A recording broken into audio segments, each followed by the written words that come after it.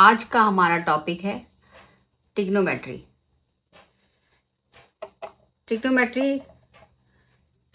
एक बहुत ही difficult topic माना जाता है। एटलीस्ट जब मैं पढ़ती थी तब तो मेरे को बहुत मुश्किल लगता था, बट धीरे धीरे इसको समझते समझते अब ये मेरे लिए इतना मुश्किल टॉपिक नहीं है, और मैं चाहती हूँ कि आप लोगों के लिए भी ये इतना मुश्किल टॉपिक नहीं रहे, इसलिए मैंने आज ये टॉपिक चुना है। तो ट्रिग्नोमेट्री, जैसा कि नाम से ही पता चलता है कि ये दो वर्ड से मिलकर बना है, trigno plus metry. Trigno means triangle, metry means measurement, यानी एक ट्राइंगल के जितने भी मेजरमेंट होते हैं उसका जो स्टडी है उसको कहते हैं ट्रिग्नोमेट्री। बट ट्रिग्नोमेट्री जो होता है ये एक ट्राइंगल के ऊपर बेस है, और ये ट्राइंगल जो है ये राइट एंगल ट्राइंगल है। राइट एंगल ट्राइंगल मीन्स इसका एक एंगल जो है वो 90 डिग्री का है। ये एक एग्जांपल के लिए मैंने बनाया है एक डायग्राम। एक ट्राइंगल है राइट एंगल ट्राइंगल, इसको हम लोग नाम दे देते हैं ए, बी और सी, और इसमें एंगल बी जो है 90 डिग्री है, और इस एंगल को हम इस तरह से एल की शेप में लिखते हैं। इसका मतलब होता है ये एंगल 90 डिग्री का एंगल है। अगर हम लोग बात करते हैं इस राइट एंगल ट्राइंगल के बारे में या किसी भी ट्राइंगल के बारे में, तो ट्राइंगल की एक प्रॉपर्टी होती है जो होती है कि ट्राइंगल के जो तीनों एंगल्स होते हैं उनका सम जो होता है वो 180 होता है। तो इस ट्राइंगल की अगर हम बात करते हैं तो इसमें angle A plus angle B plus C का सम जो है वो 180 होता है। अगर हम इसमें बी की वैल्यू पुट कर दें, 90 डिग्री है जो, तो इसके हिसाब से ये हो जाएगा angle A plus angle C is equal to 180 degree minus angle B. इसका मतलब हो गया इसकी वैल्यू हो जाएगी 90 डिग्री।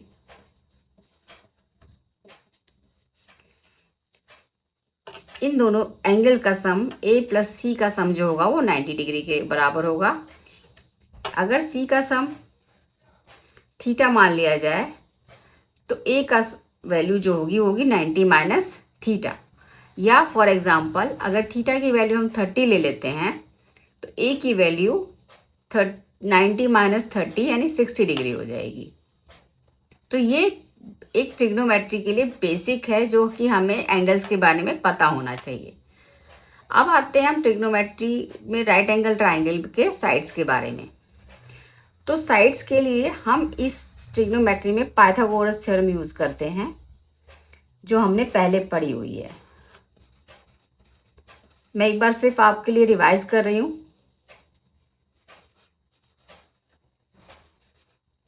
इस थ्योरम के हिसाब से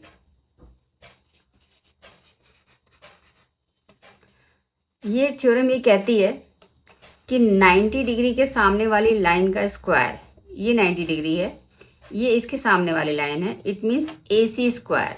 इस लाइन को हाइपोटेनियस भी कहते हैं। 90 के एंगल के सामने वाली लाइन को हाइपोटेनियस भी कहते हैं। और इस लाइन का स्क्वायर, इसका मतलब AC का स्क्वायर, वो अदर्स टू लाइन्स के स्क्वायर के सम के इक्वल होता है। इसका मतलब AC square is equal to AB square plus BC square. हमें ये पता होना चाहिए कि अगर किसी फॉर्मूले में 3 वेरिएबल हैं, AC square, AB square and BC square, तो कोई भी अगर 2 पता हो तो हम तीसरा फाइंड आउट कर सकते हैं। इसी फॉर्मूले को अगर एक्सपेंड करना चाहें तो AB स्क्वायर की वैल्यू निकालने के लिए हमें AC स्क्वायर में से BC स्क्वायर को माइनस करना होगा। इसका मतलब अगर कोई भी 2 साइड्स हमें पता हैं और राइट एंगल ट्राइंगल है तो इस थ्योरम के हिसाब से हम उसकी थर्ड साइड, वो ये भी हो सकती है, ये भी हो सकती है और ये भी हो सकती है, हम लोग निकाल सकते हैं। तो इस ट्रिग्नोमेट्री को स्टार्ट करने से पहले हमें ये 2 चीज़ें जो थी वो याद रखनी पड़ेंगी। पहला कि तीनों एंगल का सम 180 होता है। इसका मतलब अगर एक एंगल 90 फिक्स है तो अदर 2 एंगल का सम भी होगा जो वो 90 के बराबर होगा। ये पहली चीज़ हमें याद रखनी है। दूसरा पाइथागोरस थ्योरम। जो हमें ध्यान रखना है। ये दोनों चीज़ें कहीं भी यूज़ हो सकती हैं। अब हम आते हैं इसकी साइड्स के बारे में।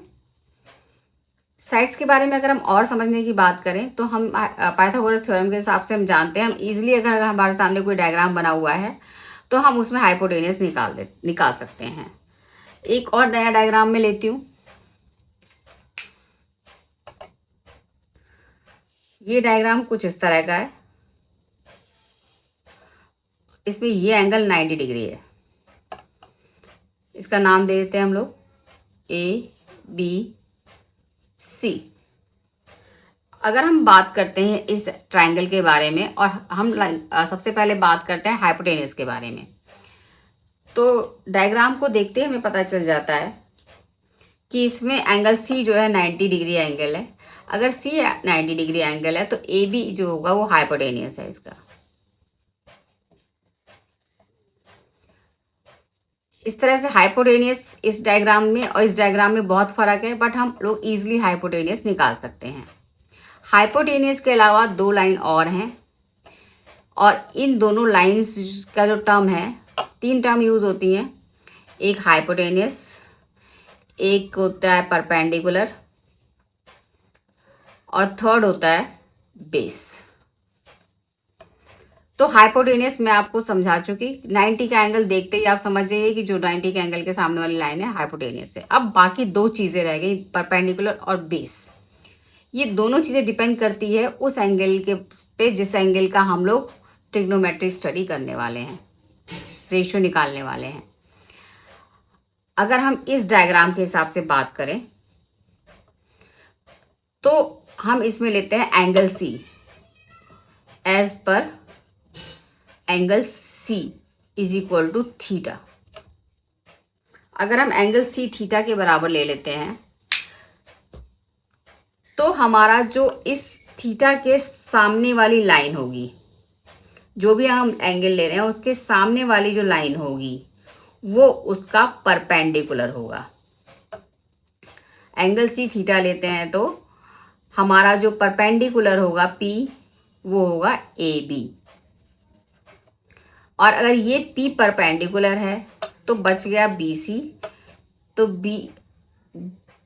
बेस हो जाएगा BC।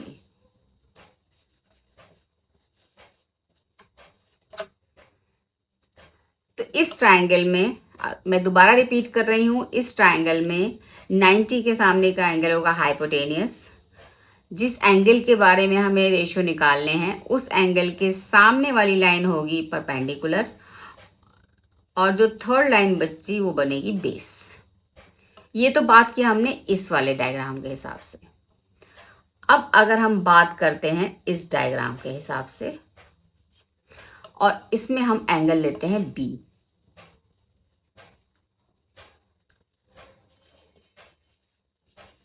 As per angle B।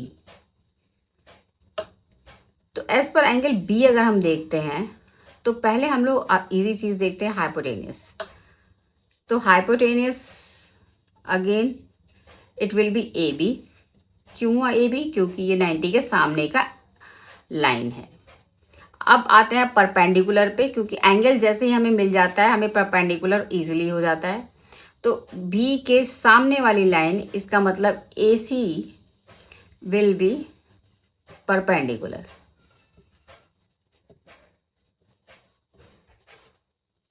अब लाइन बच गई हमारे पास BC। तो BC जो बची हुई लाइन होगी वो होगी बेस। तो इस तरह से हम एक ट्रायंगल के अंदर आराम से ये तीनों चीज़ें निकाल सकते हैं। अगर हमें ये तीनों चीज़ें समझ में आ गई हैं तो हमारे लिए ट्रिग्नोमेट्री को समझना आसान हो जाता है। ट्रिग्नोमेट्री के अंदर रेशियोज होते हैं इन लाइंस के, जिनको अलग अलग नाम दिया गया है। ये नाम है, पहला है साइन, दूसरा है कॉस, और तीसरा है टेन। ठीक है, तो अब साइन कॉस टेन तो हो गया, बट इसके साथ इम्पॉर्टेंट है एंगल, कौन सा एंगल ले रहे हैं हम। तो हम बात करते हैं इस वाले डायग्राम के हिसाब से। इस ट्राइंगल के हिसाब से अगर हम देखते हैं as per triangle C is equal to theta,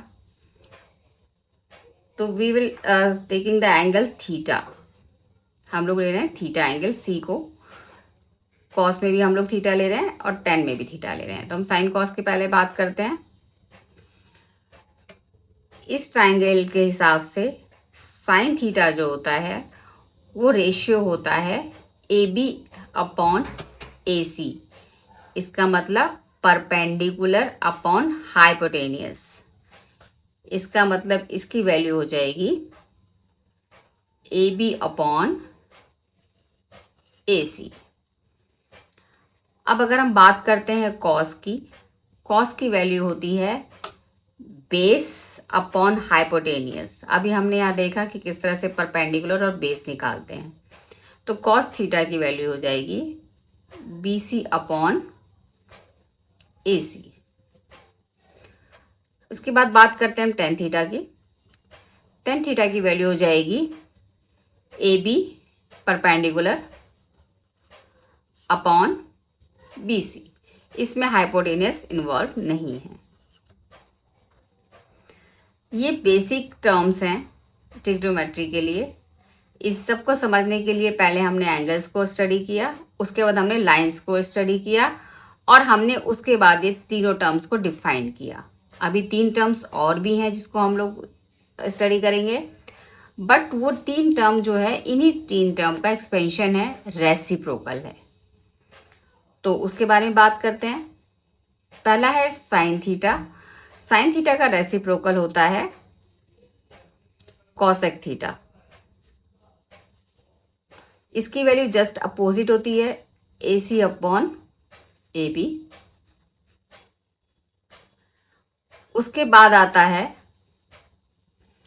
cos का उल्टा। कॉस का उल्टा होता है सेक थीटा। इसकी वैल्यू होती है इसका रेसिप्रोकल, इसका मतलब ए सी अपॉन बी सी।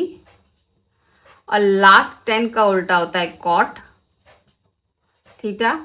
इसकी वैल्यू होती है just reciprocal B C upon A B. इस तरह से हमारे सारे ट्रिग्नोमेट्रिक रेशियो जो होते हैं वो कंप्लीट होते हैं। एक बार मैं दोबारा रिवाइज कराना चाहती हूँ आप लोगों को। ट्रिग्नोमेट्री राइट एंगल ट्राइंगल से बनी होती है। पहली थिंग, एक एंगल 90 डिग्री होगा ही होगा। अगर एक एंगल 90 डिग्री है तो इन दोनों एंगल्स का सम जो होगा वो 90 के बराबर होगा। यानी अगर एक एंगल 30 है तो दूसरा एंगल 60 होगा, एक 45 है तो दूसरा 45 ही होगा। ये दूसरी चीज़। तीसरी चीज़ की इनकी लाइंस का जो स्क्वायर होता है, इस मीन्स परपेंडिकुलर का स्क्वायर प्लस बेस का स्क्वायर जो होता है वो हाइपोटेनियस के स्क्वायर के अकॉर्डिंग होता है। अनदर थिंग, उसके बाद एंगल के हिसाब से परपेंडिकुलर और बेस चेंज हो सकता है, हाइपोटेनियस अनचेंज रहेगा, वो चेंज नहीं होगा क्योंकि 90 का एंगल फिक्स है। तो हाइपोटेनियस को हम पहले डिसाइड करते हैं, उसके बाद हम चेक करते हैं कि कौन से एंगल के हिसाब से हमें काम करना है। उस एंगल के सामने वाली लाइन परपेंडिकुलर होगी और जो बच जाएगा वो बेस होगा। तो ये एंगल पे डिपेंड करता है। एंगल बी लेंगे तो परपेंडिकुलर ये होगा, अगर हम एंगल ए लेंगे तो परपेंडिकुलर बी सी हो जाएगा। तो हमें एंगल का ध्यान रखना है। इसको समझने के बाद आते हैं हम लोग रेशियो पे, जहां हम लोग पहली बार ये टर्म्स यूज कर रहे हैं। इससे पहले हमने कभी ये टर्म नहीं पढ़ी है। तो इसमें साइन कॉस टेन जो होता है ये 3 होते हैं और बाकी 3 रेसिप्रोकल होते हैं, cosec sec and cot. Sine जो होता है ये होता है परपेंडिकुलर अपॉन हाइपोटेनियस। कॉस जो होता है वो होता है base upon hypotenuse. And ten जो होता है वो होता है परपेंडिकुलर अपॉन बेस। कॉस का रेसिप्रोकल होता है कॉसेक, साइन का रेसिप्रोकल होता है कॉसेक, कॉस का सेक एंड टेन का कॉट। मुझे ऐसा लगता है कि जितना मैं समझा पाई वो आपको समझ में आ गया है। अगर इसके बाद भी अगर आपको कोई डाउट है तो कमेंट सेक्शन आपके लिए खुला है, आप कमेंट करिए, मैं आपके डाउट्स को क्लियर करूँगी और हम लोग आगे इस क्लास को कंटिन्यू करेंगे। तो अगर आप ट्रिग्नोमेट्री को मेरी तरह ईजी वे में समझना चाहते हैं तो आप इन वीडियोस को लगातार मेरे साथ देखते रहिए, बने रहिए।